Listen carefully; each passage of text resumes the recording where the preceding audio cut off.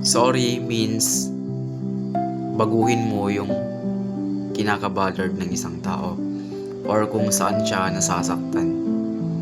Kasi kapag nag-sorry ka na hindi mo prove na nagbabago ka, sorry means nothing.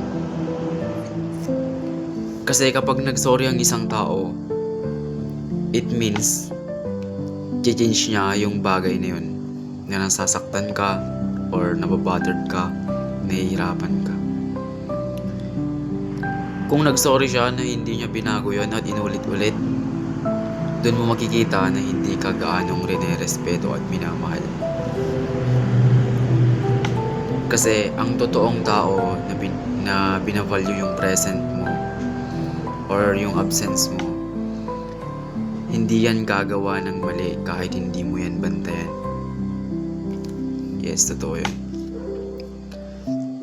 In the end of the day, kung may partner kang nagsasorry tas paulit-ulit niyang ginagawa ang mga bagay na ikinagagalit mo at kinakasakit mo, it's okay to let go and move forward.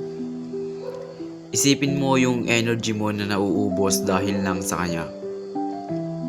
Isipin mo yung pagod mo sa emotion mo, hindi sa physical, sa emotional.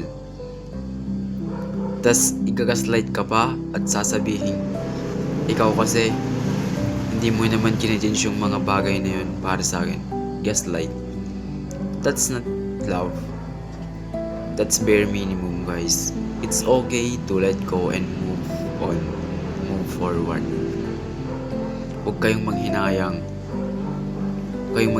sa love. And yun lang, guys.